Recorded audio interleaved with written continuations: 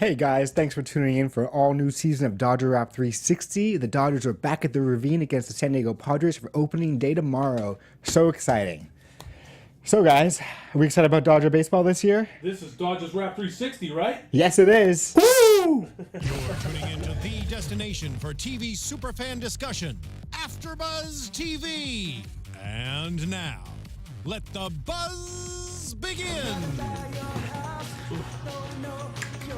Oh, yeah. Get in the mood here. Kicking it back old school. Gotta go old school. That's right. Feel some Dodger baseball in the air. Yeah, the boys of summer are back. Why not? I love it. Hey guys, thanks for tuning in wherever you may be. I'm Hunter Marks, and with me is Josh Gershon. Hello. And our, as always, favorite. Mike Conley. There we go. That's it. He forgot my name. That's all right. I know he's Hunter. I know his name. It's It's all one, I good. like hearing him say it. It feels strong. Anyone out there who wants to reach us on social media, you can hit me up on Twitter at Hunter_Marks or Huntsman on Instagram. Josh, where can good people find you? The good people can find me on Instagram and Twitter at Gersh13. And they can find me on Red Sox Rap 360 Oh, no. every Sunday here at this very lovely AFTERBUZZ Studios. And, you know, occasionally I'll be guest spotting on this show, too. Well, welcome to have you. Talking a little National League. The real league. Oh. No DAs. The senior circuit? The real league there. Oh, man. He's going to senior circuit tase me right there. So another beautiful season of Dodger baseball is back tomorrow at the Ravine. Guys, how do we feel about this? Are we feeling good about this team so far?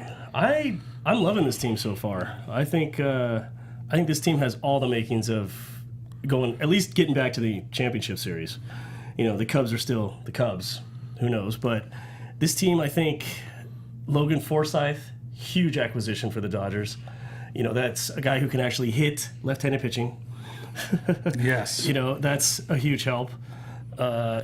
With him, I mean, we'll see what we get out of Sergio Romo. Not his biggest fan, but you know, well, the bullpen should be pretty solid again. Will they lead the league? Who knows? Bullpens are so iffy, but it should be solid. The starting rotation still a little iffy, but Now, the Dodgers gave up a big arm, Jose De Leon. Do we feel like that was a good trade? We know. Go ahead, Mike. You know, I mean, at first I was like, man, I have no problem putting him in a trade for Doja. Mm-hmm. But, then when that didn't happen, it felt like they kind of just scrambled around. You know, they're like, we need a second baseman. We need a leadoff hitter.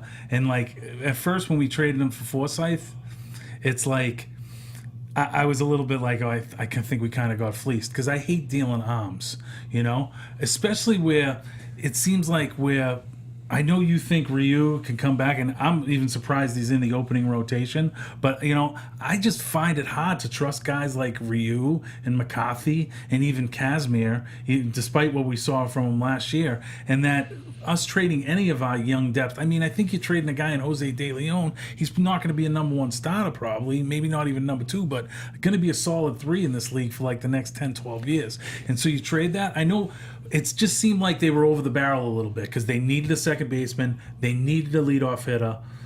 But as it went on, I'm kind of warming up to it because maybe you did overpay slightly for it, but it is showing that, all right, the Dodgers are going for it, you know? And I really think the front office, like, Friedman and Zadi and stuff, beginning of last year, I really thought it was kind of a year like, all right, this is a kind of a make or break year. You know, they make like cosmetic changes, like bringing in old man Utley and trying to revamp like, you know, locker room stuff and stuff. But they didn't make any major moves going into last year. And I really think it was kind of like, all right, show us. Are you going to be the team that wins the division title and then bows out in the first round again? Or are you going to show us something more? And really, this team, credit to them, showed them a lot more last year. You know, I credit a lot of that to Dave Roberts and just changing the culture. And Utley had a lot to do with that changing of the culture as well. And I wasn't really expecting to happen so much, but now as you look at that, and the fact that they were able to extend and get to the NLCS this year. You know, and really the way the team rallied once Kershaw went out last year and rallied around and really kind of played excellent baseball, and that's when I thought the front office was kind of like, oh, maybe we do have something here. Maybe we can win this with this team, and it isn't just going to be that bow out in the first round team. And they didn't gut the farm system to get anybody, which I liked. Yes, You still kept got it Walker intact. Bueller. You still got Willie Calhoun. Still got Bellinger. You still got Bellinger. You still got Verdugo. Alvarez. You still got a lot of guys like they gave up a good prospect for him, but the fact that they didn't.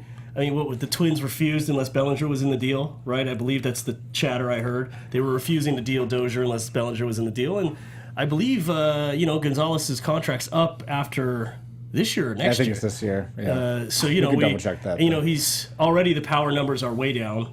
His home run numbers have been way down the last couple seasons.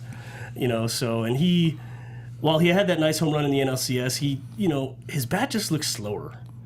And I imagine we'll see Bellinger up at some point this season. Probably not for September, but I imagine we'll see him up. We know Urias is going to come in and out, at some point. But he's still on very much an innings limit, innings restriction, which is good. He's the second year in the league, so. And I love the fact that they're holding him back at the beginning of the year. Yes. And we talked a little bit about that last year. It's like when you have these stud guys, I know every game counts. Everyone's 1 out of 162 and all that jazz, but it'd be nice to have like a young stud arm like Urias to help you at the end of the year. Well, I think they learned that lesson from Steven Strasburg a few years back with the Nationals, where they started pitching him too early in the season. He was on an innings limit, and the Nationals made the playoffs, and he couldn't play for them. Yeah. So it's smart that they're going this way. Now, the Forsythe trade wasn't a sexy trade. This seems to be a hallmark of the Dodgers front office, finding these diamond in the roughs. You look at Andrew Toles last year, signing him and bringing him onto the team. He's not a household name because he's playing for the Padres and he played for the Tampa Bay Rays, but this is a guy who still hit 18 home runs last season as a second baseman, which is good for 13th in the league for all second basemen. So this guy's got some pop. He's 30 years old. He's been in the league a while, so I think this is a good trade. And apparently was Evan Longoria's best friend. Really? Yeah. And you got to, a guy's coming over for Tampa, then Friedman's probably going to know the goods on him. You know? Exactly. So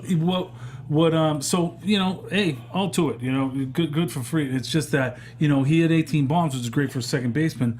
Brian Dozier hit 42, so math isn't that good, but that's more than double.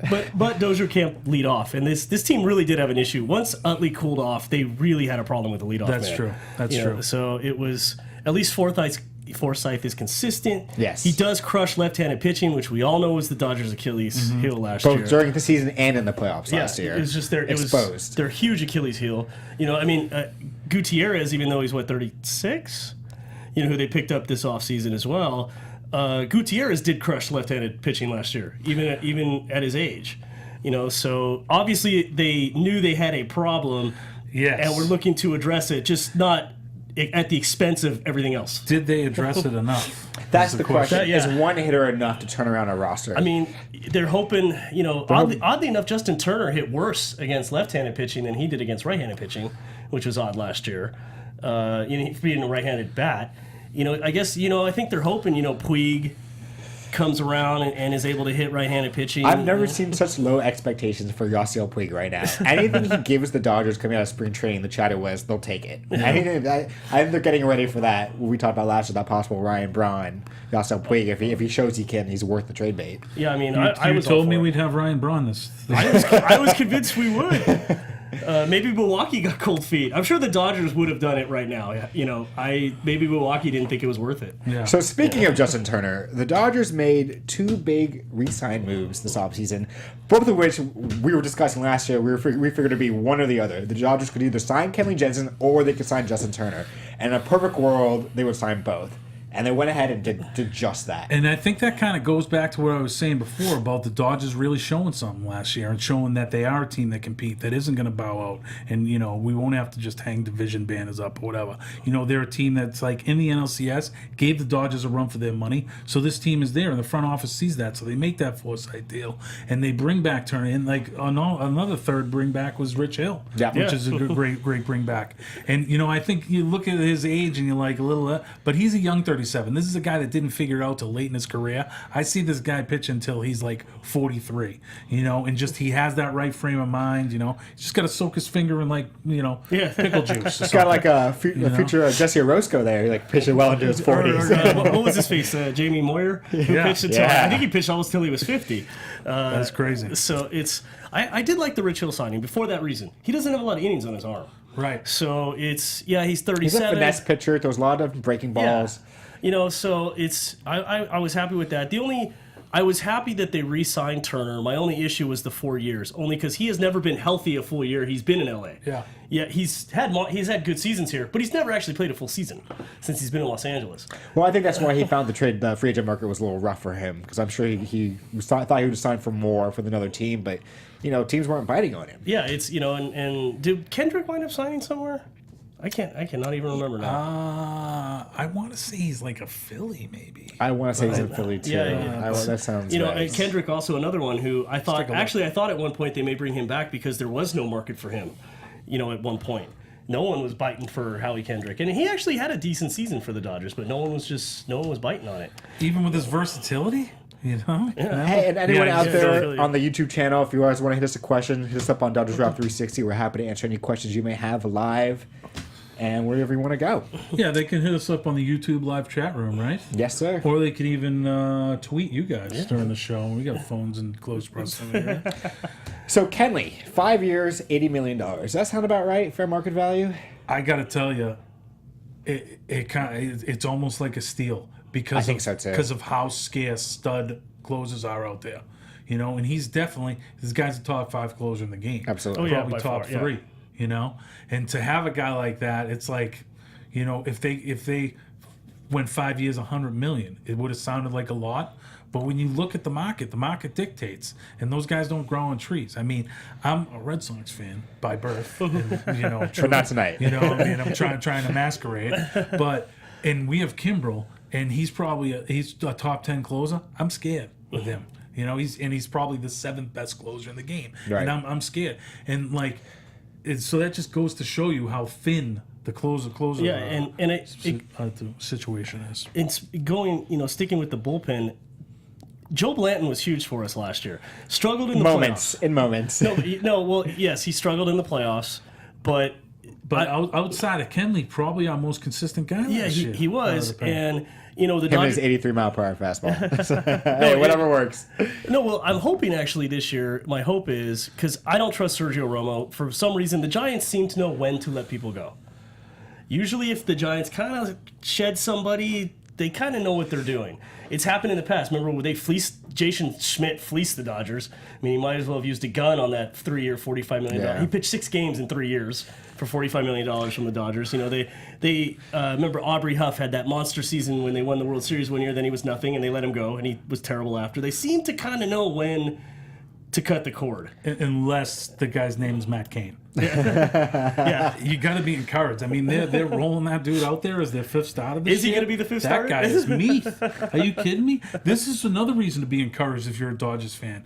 And especially with, the Giants, and you hear all the quips from the Giants fans, even year, we'll be there. Taste it. Even year, you weren't there. Okay? No World Series. Guess what? Window's closing. Okay? A window which started with Tim Lincecum and Matt Cain going to be a 1-2 punch for, the next 10 years. Guess what? Both those guys are out of baseball. Lincecum is, Matt Cain should be. Actually, let the Dodgers get a couple starts off him before you retire him, because he's garbage. Well, hopefully Sergio Romo has still some things left in the tank. And as a Dodger fan, I just hated him for so long.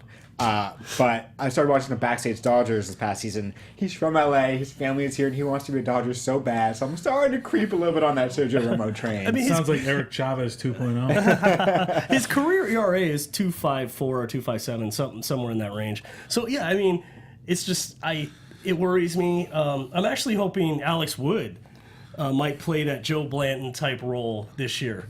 Not a hard thrower like Blanton, but when he's on, has wicked stuff. As long as he's not starting. As long as he's not starting the game. I think he's going to wind up getting. He's going to get an opportunity to start. Yeah, I hope he has a spot starter when someone goes down or someone's struggling. But I mean, as it stands right now, the Dodgers have Ryu and McCarthy in the starting lineup. Right? Well, let me redo this rotation right here. You're the big Ryu fan. I want to ask you over under 20 starts. Ryu. Oh no, I don't know. Will he get over or under? What do you think? I think he'll get under. His coming into spring training, the Dodgers are making a big deal about him hitting 85 on the radar gun. And he was throwing 92 when he was healthy, which is why he was effective. Because when you think 92, it's not that fast, but when you mix it in, that he was throwing 70-mile-an-hour curves and like that, that's a huge drop off, and that's what made him such an effective pitcher. Not a bad bat either. No, Not about. He could easily fill it in like that eighth spot in he's order. no mad. He's no mad bum, but No, he's not. two home runs today. Shout out to Madison Bumgarner. In a losing effort, which is nice. We're giving shout outs to Mad Bomb on this Dodger show. Is that how it is? If you hit 2 home runs, I'll give you a shout out. Do you want to tell the people your Twitter handle again for that one? Where should they send all Punch_Marks. Yeah. Tweet me. Yeah.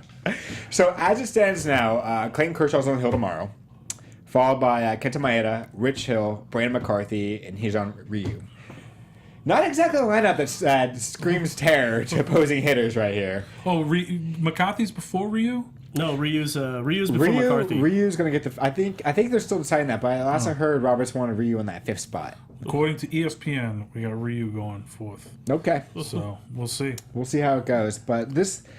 Not exactly a starting rotation that strikes fear into the opposing hitters. I in the like that National League. Kershaw guy. I like him too. How many wins can we pencil him in for this year? 22. Same as Really? Hit the over-under of starts for Ryu is the number of wins for Kershaw. Okay, all right.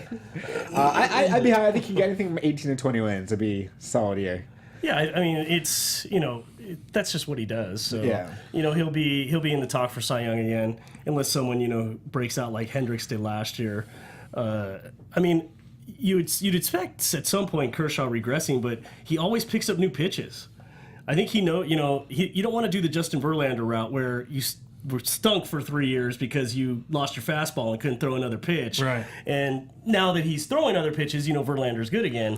But it's Would you call that the marrying a supermodel effect? Or it could be. they have a calming effect? They bring back your fastball? Maybe. It's nice to see that he's always constantly evolving and working at his pitches. So you don't expect, I'm sure at some point he's going to be a Glavine-esque pitcher when he loses, a little bit of oomph on that. Well, that's a mark of fastball. that's a mark of a great pitcher. Someone who comes into the league throwing 95, 96, and then over time, it just drops 92, 93. You got to rely on your off-speed pitches and rely on your finesse and working batters and working into the game. So That's another reason I'm excited about having Rich Hill in the fold for another, a whole season and a whole spring training and stuff, because I think Kershaw can actually learn a lot from a guy like that. Yeah. Kershaw's has nothing but success from day one, so to give a little perspective on a guy that's really had a battle for it and is really not kind of finding that success until his mid-30s. And a guy He kind of had to reinvent himself. Yeah, and a guy who, his curves and off speed and changeups are just so wicked. that curveball, that is a true 12-6 curveball. Yeah, It just that comes to your head and just drops down. It takes a big blister to get that spin rate. It does, apparently. So I actually think he'll. Maeda broke down at the end of last year, so He was the only Dodger pitcher to not get hurt last year. I know, so it was finally- but he really did break. He did break down at the end of the year. He did. He was tired. You could just tell. he was done. So I am curious to see actually how they bring him along this year. Yeah. Because I'm hoping another year removed from the Japanese way, which was kind of they pitch every 6th day instead of every 5th day, right? So hopefully he's that much better, because it was to the point where once he got past that 6th inning, guys were hitting him. Yeah, he couldn't go through the lineup really. That third time, Yeah, the third he would time, start yeah. getting hit. But give me 6 innings every time. Yeah. A quality start. I'll And hand take the ball it. over to Pedro Baez, right? Overall, Don't get me started. I'm so glad that guy's on the deal. I don't know why he's still on the team. We tased him so much last year. And, I've just been lambasting. I was looking at his stats. His stats are pretty good. You know what? Though? They're He's lying. He's already around 3. He's got a whip around 1. But he just, when the moment was... He could not step up in the moment. No. He shrunk. You remember those you used to get those sponge things as a kid that would blow up, and then when it dried out, it shrunk back to normal. That was him. I think we called those shrinky Pedro Baez's. So moving on down to lineup, Brandon McCarthy. Any expectations for him this year? He's been on the team. What? This is his 3rd year on the team, 2nd year on the team. He hasn't been in the lineup. He just hasn't played. I agreed with you that when he pitched those 4 starts that were good, we should have tried to move him. Yeah. Before he broke down, which he did again. Yeah. It's a shame too because I believe he's from Glendale. Brandon really? McCarthy. Yeah. Great Twitter handle, by the way. He's Yeah. hilarious. Actually, yeah, he's hilarious. he is a great tweeter. But he's all the time on the all the time on the DL. You have a lot to think about. You could come up with witty quips. When you spend all that time on the DL. Why? What's his handle? What's his... Oh, you'd saying just he's a good Twitterer? Yeah, I've seen his, yeah. he's I've heard a his good- handles. I don't remember. I do follow him, but he's He's a good tweeter, though. He is. But Tweeter. I'll give him that. I'll give him that. I mean, if we get again, what's his? You'll give him that? Like, will you give him that in mid-August when he's got like an ERA in the mid-60s? Yeah, because actually he is kind of amusing. So it's a what's his over/under? Oh man, Guy hasn't pitched a full season in what, 5 years? I think I'd Is be it 5 happy. years I'd be now? happy with 10 wins this year. It's going to be even sadder when you look up and, you know, at the All-Star break and Jarrell Cotton's got like double-digit wins and ERA in the low threes. So moving out of the rotation into the starting lineup. So the rotation is looking a little iffy, but the starting lineup. Oh my God! Let me read you a couple names here of the projected lineup for tomorrow. Woohoo! Logan Forsythe's leading off. Corey Seager, Stud. Justin Turner, Stud. Adrian Gonzalez, Former stud. Yasmani Grandal. Pretty good. He's going to regress badly this year. Don't say that. He's not going to hit 27 home But he's runs great at framing balls. He has gotten a lot better at that. I will give you that. But he can't. you he can't throw anybody out at second though. Yeah, exactly. Yeah, right. That can't be the first thing that comes to mind with your 5-hole hitter. Yeah. Yasiel. 5-hole hit is great at framing pitches. So how do you feel about Yasiel in the starting lineup? See how it goes. I mean, the outfield is such a crapshoot that you have no choice but to give him an opportunity. And his ceiling is so high. I mean, we've seen what this guy can do. He just hasn't made the adjustment. I think, you know, he kind of matured a little bit with that smackdown last year going down to Oklahoma City. So hopefully that can turn into something this year. But you know you were going to get pennies on the dollar for him if you dealt him. I think it's a smart move to keep him around. The trouble is I watched some of him in spring training. His swing is just so mechanical. I don't know if it's because he's so muscular that it's so mechanical. It's not smooth. It reeks of, I don't know exactly what I'm doing. Like, you know, I was reading how It's not a good reek. Yeah. It's not a good whiff. I was reading how Ortiz was talking, and Mookie Betts just kind of goes out there and he plays. He doesn't really think about certain pitches. He just, you know, because he's young, so he just kind of goes out there and he just plays. See ball, hit ball. Yeah. He's got the fastest hands in the business. So I feel like you know, they tried so hard to get Puig to do this and Puig to do that they really just took away what he did. Yeah. And you know, maybe he'll show better results again if they just let him kind of free swing. Yeah. Just stop messing with his head. Just kind of let the guy go out there and play. Maybe we'll see. Let the wild horse run. Yeah, Yes. just let's you know, see what happens. For reals. It's I was hoping they do that. I mean, you know, Dave Roberts, you know, at the beginning of spring training, the whole time was just like, yeah, he's going to be our everyday right fielder, everyday right fielder. Then all of a sudden, like a week ago, he changed that tune a little bit. And he's kind of like, well, you know, we'll see what happens. And it's. I mean, how many outfielders are on this roster? So many. Well, let's see. And then I'm hearing stuff like maybe Tolles wasn't going to make it. He made the roster. He made the right? team. He's actually in the starting lineup for tomorrow. Good. Yeah, Tolles is Ethier's We hurt. already got a lineup for tomorrow? That's awesome. Ethier's Projected. Well, projected. Yeah, Ethier's hurt, but he'll be back. When he comes back, I'm sure he'll be on the big league team. Trace Thompson got sent down mostly because they need to get him reps to make sure the back's okay, because that took a long time to heal. His back issue, I guess, was pretty bad. And this is the time of the year where it's like, if you got options, there's a chance you're going down. I mean, Segedin was destroying the ball in spring training. You know, I'm sure this. You know, we saw the way Friedman did it last year. I'm sure we'll see it this year. We're going to see a lot of up and down. Yeah. And I, you know, the Dodgers had 15 starting pitchers last year. I wouldn't be shocked if it came close again. And you also have a little bit more maneuverability this year with the addition of the 10-day DL as opposed to the 15-day DL. Yes. So you can kind of hide those guys with, like, mysterious shoulder ailment when you don't want to, like, you know, put a guy down or you want to free up a roster spot for an extra bat. The Dodgers actually set the record for guys going to the DL last year. I think it was around 25 or 26. I think it's safe to assume that won't happen again this year. And if it does, then they might need to look into getting a new trainer. I don't know if I share your optimism in that. I think it's going to be much of the same. I mean, when you rely on these, like, retreads for the depth in your like Gutierrez, who's 36. You know, Right. like Ethier, who can't seem to stay healthy now anymore. And yet still is one of the highest paid players in the roster. Yes.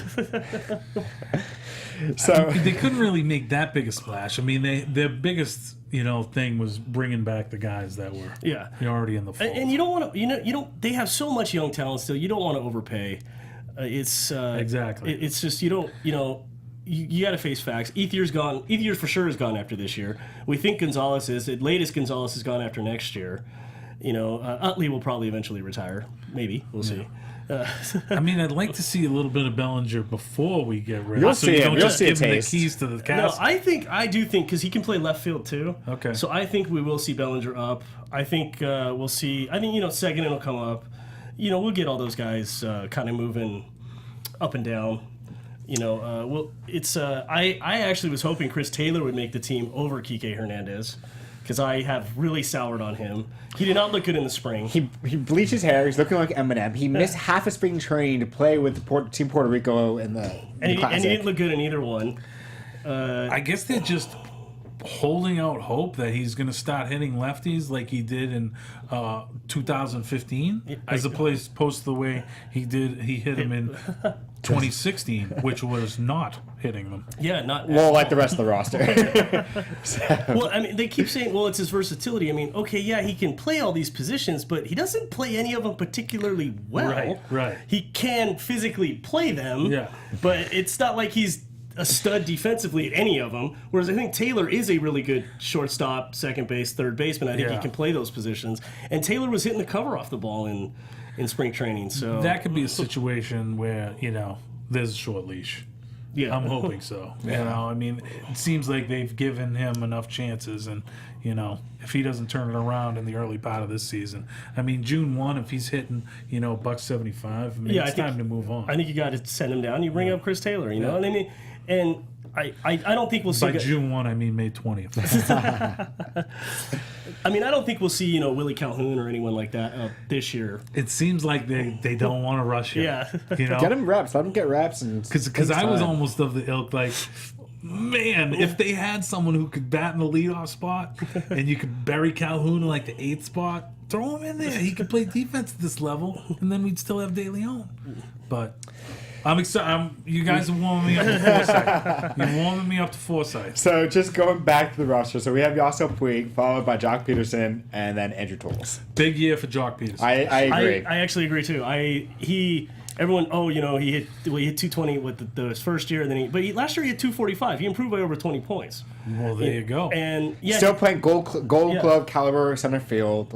Still good OPS because he walks a lot. Still has that long swing. But I mean, that's a give and take. That's what you're gonna get with someone like him. All right, let me give you a couple Jock Peterson over-unders. Okay. Over under 27 home runs. I'm gonna say over. Over. I'm gonna go over too. All right.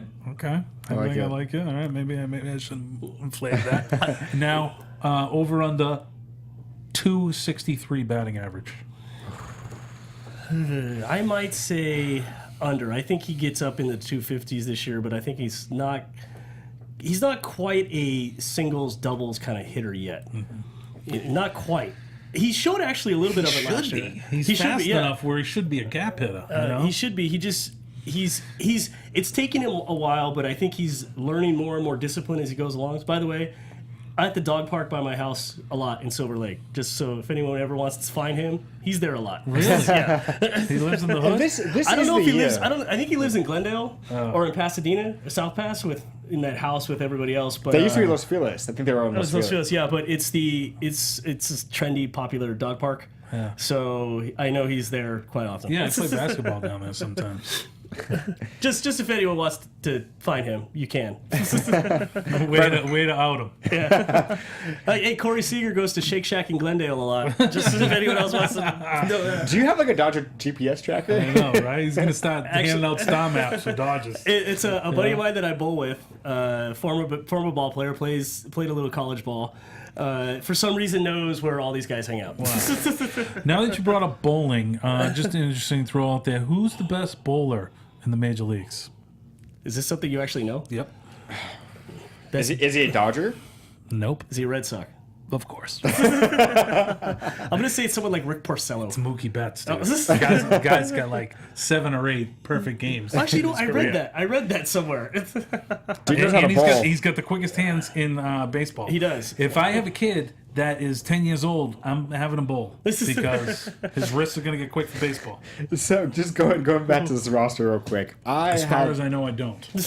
I have high expectations for Andrew Toles. I know he hasn't had a full year under his belt, but what this kid showed, and yeah, he had a couple huge gaff in the playoffs last year, and it was like Game 4 when he misjudged that ball. But he seemed to be the only guy who hit left-handed pitching, who was a left-handed hitter himself. Kind of a low-key guy under the radar, but if he gets enough at-bats, I could see him potentially being a 30-30 guy one day. That being 30 stolen bases, 30 doubles, something in that range. Whoa. That's a high. I know that's again. That has to go. That's a new term. That is a new term. I know. I kind of bended the one on that. I bended a little bit on that one, but he's got speed. He shows he can hit. He's got a little power. He hit that huge grand slam against the Rockies last year that really propelled us at the end of the year. Yeah. I really think good things. He could be the Kurt Warner of Major League Baseball.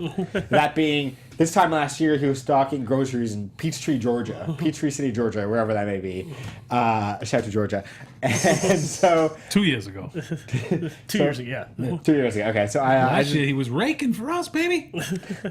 But yeah, I hear you. I share your optimism. I mean, not to mention he's like the fastest guy on our team. Yeah, you know? we haven't had a guy this fast since D. Gordon. You're right. You're right. Hopefully he stays off the drugs. Yes. You know? The performance enhancing kind. You know? Any of the legal ones. But, so looking at the rest of the roster, I was actually really happy to see Chase Utley come back. You know, to me, a big deal is a veteran presence and veteran leadership in the locker room. And the guy showed he's still very much a contact hitter like he has been his entire career. Wait, is he back? He's back. Oh, he's back. And player coach? And in pinch hitting situations, I can really see him kind of dive into the little Dave Hansen role. Just kind of, that's a throwback for you. Wow. Just really kind of. Mickey Hatcher? Yeah. There we go. Yeah, we're going a little further back. You can really kind of see him with that veteran presence and really coming up with key hits. And obviously you don't want him starting a lot of games. If you see him in the lineup a lot, that's trouble. But you could see him as a spot starter, giving guys days off and really, really bringing it. Yeah, and Forsythe is a guy that's is known for kind of having versatility too. So sure. If you have a guy like Utley that can spell him at second base for 50 games, and Forsythe matchup willing, you can kind of shift him into the outfield or something like that to put in a better lineup against a lefty or something. Yeah. Okay. Because they're going to have to get creative against the lefties unless someone starts hitting them that hasn't before. So, Dave Roberts, manager of the year, first year as a head coach. What are our expectations for second year? I think he's just going to keep doing what he was doing. I mean,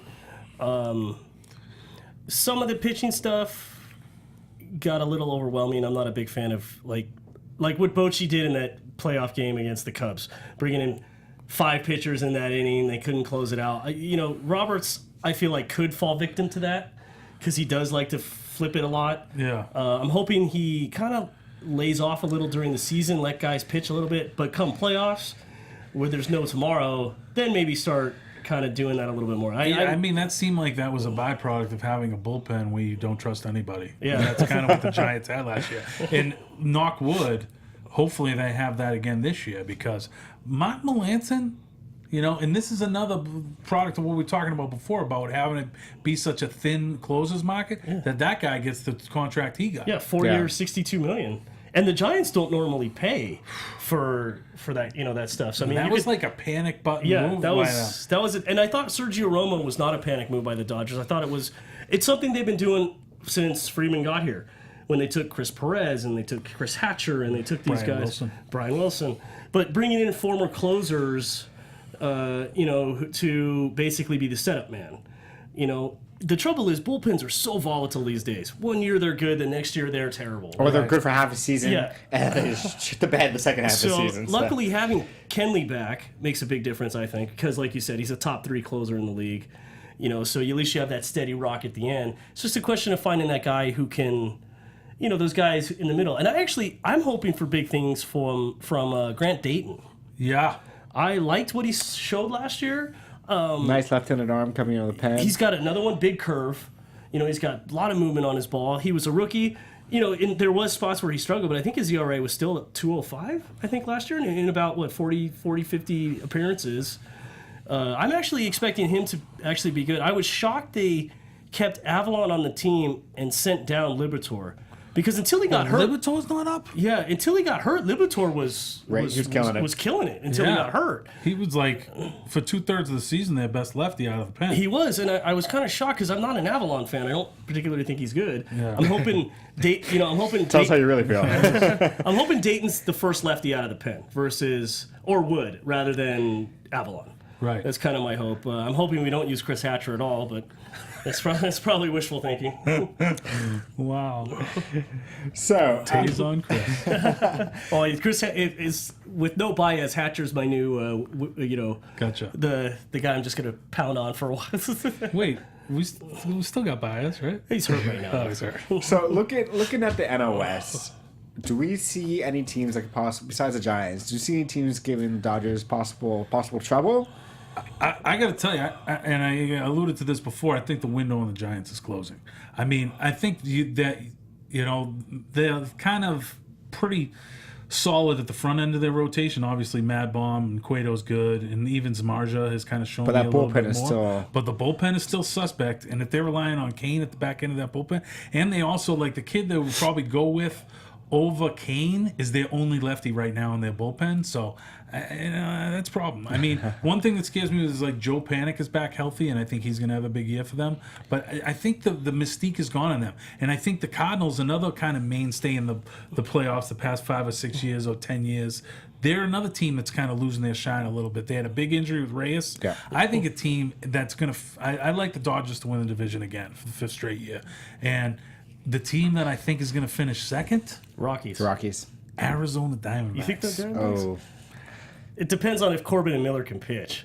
Much like the effect Dave Roberts had last year with the Dodgers, similar effect going to be having by Torey Lovello. okay. Although I am convinced that Swanson's going to be Rookie of the Year for the Braves. I'm not convinced of that. I'm not convinced of that. Freddie Freeman might be in the MVP race, but I'm not convinced on Dodger Swanson. Actually, this is no joke. With the protection he has in the lineup, I think Matt Kemp's going to hit 35 to 40 home runs this year. I'm not kidding. It could be interesting. He'll hit 260 again, but I think he's going to actually knock that many home runs. But Yeah, he did end up with like almost 30 last year, Yeah, right? So he did. it's pretty crazy. But I think the Dodgers will win 92 games. 92. That's I'll my. go That's 91. How do we What feel?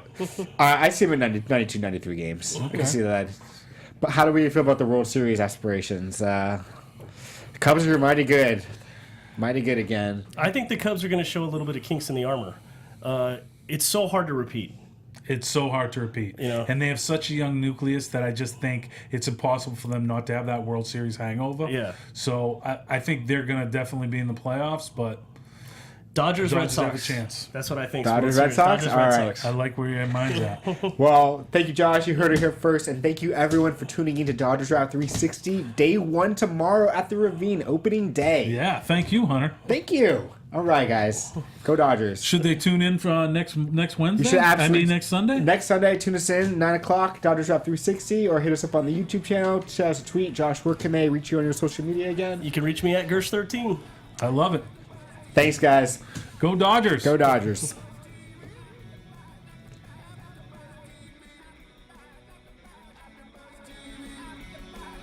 From executive producers Maria Menounos, Kevin Undergaro, Phil Svitek, and the entire AfterBuzz TV staff, we would like to thank you for listening to the AfterBuzz TV network. To watch or listen to other after shows and post comments or questions, be sure to visit AfterBuzzTV.com.